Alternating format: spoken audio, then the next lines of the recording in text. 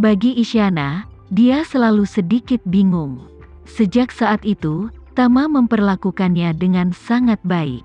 Dia tidak hanya memberinya bagian dari semua ramuannya, tapi dia juga menjanjikan umur yang lebih panjang kepada Dinfridi dan yang lainnya. Dan bahkan menyerahkan semua urusan ke tangannya dan menemaninya sampai ke selatan wilayah Ye, dan dia hanya ingin datang ke Gunung Erlang untuk memberi penghormatan kepada orang tuanya. Namun dia tidak menyangka Tama akan langsung membeli grup Kana pemilik Gunung Erlang. Dan bahkan ingin melakukan renovasi besar-besaran di sini, agar dia bisa beribadah kepada orang tuanya di kemudian hari. Isyana sendiri memiliki kekayaan yang tak terhitung jumlahnya, tapi apa yang dilakukan Tama? Dalam pandangan Isyana, tidak bisa lagi diukur dengan uang. Dia harus sangat peduli padanya agar penuh perhatian dan berhati-hati. Tebakan Isyana tidak salah, Tama memang sangat peduli pada Isyana. Anugerah penyelamatan nyawa adalah salah satunya. Di sisi lain, semakin banyak Tama menghubunginya, semakin banyak simpati yang dia miliki untuknya selama 300 tahun tanpa disadari. Tahun-tahunnya naik turun, dan simpati semacam ini bisa dengan mudah berubah menjadi kesusahan. Bagi Isyana, yang telah hidup lebih dari 300 tahun, yang terpenting dalam memuja orang tuanya adalah bisa datang ke tempat di mana orang tuanya dikuburkan. Sentuh tanah di sini dengan tangannya sendiri, dan bicaralah sedikit dengan orang tuanya. Ada tempat untuk segalanya dan hilang. Isyana berlutut di tanah dan menceritakan rahasianya kepada orang tuanya secara diam-diam selama sekitar setengah jam. Lalu dia berdiri, memandangi tanah hitam di bawah kakinya. Tersenyum penuh arti, berbalik dan berkata kepada Tama, "Tuan, ayo pergi." Tama berkata, "Hari mulai gelap jika kamu ingin menghabiskan lebih banyak waktu dengan orang tuamu. Haruskah kita istirahat di sini malam ini? Aku bisa pergi ke mobil dan mendirikan tenda." "Tuan, jangan repot-repot," kata Isyana lembut. "Meskipun aku ingin menghabiskan lebih banyak waktu dengan orang tuaku, aku tidak bisa membiarkanmu menemaniku makan dan tidur di sini. Jadi beraninya aku membiarkanmu menemani orang tuaku menjaga peti mati?" Tama tidak memikirkannya tetapi hanya berkata, "Kamu tidak harus bersikap sopan padaku, dan aku tidak perlu istirahat. Di mana-mana sama saja, dan sekarang sudah larut, kita selalu harus mencari tempat untuk bermalam. Pergi ke Demuk untuk mencari hotel, atau cari tempat untuk mendirikan tenda dan berkemah."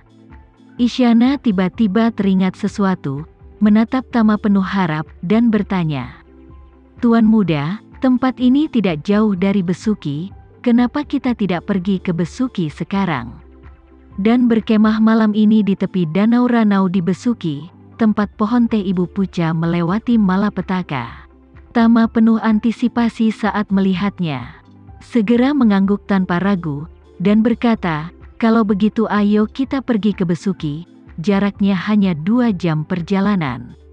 Setelah itu, Tama berkata padanya lagi, "Setelah Ayu menyelesaikan akuisisi, aku akan memintanya untuk secara bertahap mengganti semua karyawan di sini dengan orang-orang yang dapat dia percayai. Dan kemudian aku akan memindahkan sekelompok tentara dari Front Kata Silsmik untuk mengurus masalah keselamatan." Isyana mengangguk penuh rasa terima kasih dan berkata, "Semuanya terserahmu, Tuan." Segera, keduanya turun dari Gunung Erlang bersama-sama. Bimo sudah lama menunggu di kaki gunung. Melihat kedua orang itu kembali, dia buru-buru melangkah maju dan bertanya, "Apakah Anda puas dengan pohon teh kami? Itu tidak buruk. Seiring bertambahnya usia, kualitasnya bisa dibilang sangat bagus. Anda tidak boleh mengendurkan pekerjaan keamanan Anda selama 2 hari ini. Dan pohon teh ini tidak boleh dirusak dengan cara apapun sebelum akuisisi selesai." "Jangan khawatir tentang itu," Bimo berkata tanpa ragu-ragu. "Kami awalnya memiliki 2 tim keamanan yang bekerja dalam 2 shift 24 jam sehari. Dan kami tidak akan pernah membiarkan pohon teh mendapat masalah.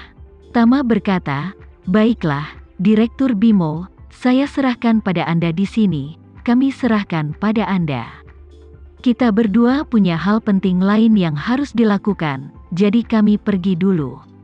Bimo bertanya dengan heran, kalian berdua, sekarang sudah mulai gelap, jadi jangan terburu-buru. Saya akan meminta seseorang menyiapkan anggur dan makanan enak di kafetaria. Mengapa kalian berdua tidak makan dulu? Dan saya akan mengatur 2 makan malam di malam hari. Tidak. Tama tersenyum tipis dan berkata, terima kasih, Direktur Bimo, atas kebaikan Anda. Tapi kita berdua benar-benar harus bergegas, jadi kita tidak akan membuang waktu di sini. Bimo melihat mereka berdua pergi. Telah diputuskan, jadi dia tidak punya pilihan selain mengangguk dan berkata, baiklah kalau begitu. Tama berjabat tangan dengannya, membawa Isyana ke dalam mobil, dan mengemudikan mobil menjauh dari grup Kana dalam kegelapan. Kini mobil itu menuju ke arah Besuki. Tidak sulit menemukan Danau Ranau tempat tinggal Isyana. Mereka dapat dengan mudah menemukannya di peta. Sekarang sudah menjadi objek wisata di Besuki. Namun, karena tempat wisata populer di Besuki adalah taman hutan besar dan cagar alam, Ranau adalah atraksi yang relatif tidak populer. Karena popularitasnya yang rendah, perkembangan Ranau relatif lambat. Beberapa desa kuno belum direlokasi sehingga perkembangan pariwisata di sini semakin tertinggal. Setelah 2 jam berkendara, Tama dan Isyana sampai di kaki Danau Ranau. Ada jalan yang berkelok-kelok di sini, dan mereka dapat berkendara langsung ke atas gunung menuju beberapa desa di tepi utara Danau Ranau. Jalan ini juga merupakan satu-satunya jalan menuju dunia luar dari desa-desa tersebut. Besuki terletak di dataran tinggi dengan ketinggian rata-rata 1,500 meter. Keduanya mendaki gunung, dan ketinggiannya dengan cepat mencapai sekitar 2,000 meter. Hampir bertabur bintang, cantik. Isyana sedang dalam suasana hati yang sangat baik. Dia membuka jendela mobil, bersandar di jendela, dan menjulurkan kepalanya keluar untuk melihat langit berbintang. Dia tampak seperti gadis kecil yang kembali ke rumah neneknya di pedesaan. Dia memiliki senyum bahagia di wajahnya, dan ekspresinya sangat mempesona. Tama tidak bisa menahan diri untuk tidak terpesona oleh pemandangan itu. Tinggal di kota beton bertulang untuk waktu yang lama. Ketika dia melihat ke atas setiap hari, dia hanya bisa melihat lusinan bintang, terkadang bahkan beberapa. Namun di sini, ada banyak sekali bintang di langit, dan garis besar Bima Sakti sangat jelas dan menakjubkan.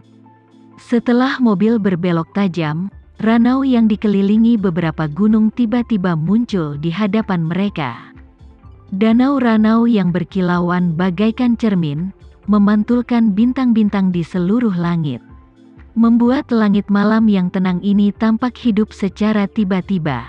Meski hari sudah malam, Tama masih bisa merasakan dengan jelas bahwa pemandangan di hadapannya tidak sama dengan pemandangan Isyana di awal. Pemandangan pada lukisan sekunder hampir sama persis baik tampilan maupun pesonanya. Isyana sangat senang melihat sosok Ranau, dia tidak bisa menahan diri untuk tidak menghela nafas pada Tama. Ranau sepertinya tidak berubah sama sekali, bahkan garis besarnya pun tidak banyak berubah, masih sama seperti dulu. Bisakah kamu menemukan lokasi pohon teh Ibu Puca? Ya, Isyana mengangguk, menunjuk ke kejauhan, dan berkata kepada Tama. Pohon teh Ibu Puca berada di tepi utara Ranau, sekitar 100 kaki dari tepian. Saat dia berbicara, dia menunjuk ke tempat tinggi di tepi utara Danau Ranau dan berkata kepada Tama. Desa dengan bentuk rumah yang samar-samar di sana adalah desa tua. Sekarang sepertinya masih ada, tapi hampir tidak ada rumah yang lampunya menyala. Sudah hampir waktunya berangkat. Tama mengangguk dan berkata, Kalau begitu mari kita parkir mobil di pintu masuk desa dan berjalan. Oke, Isyana tidak bisa menunggu lebih lama lagi. Yang paling kusuka dan rindukan adalah tempat ini. Mengikuti petunjuk Isyana, Tama memarkir mobilnya di pinggir jalan yang jaraknya ratusan meter dari pintu masuk desa. Kemudian dia mengambil peralatan berkemah dan berjalan menuruni lereng bukit dari jalan bersama Isyana ke tepi ranau di bawah. Sekian dulu ya video kali ini, kita lanjutkan lagi videonya di lain waktu.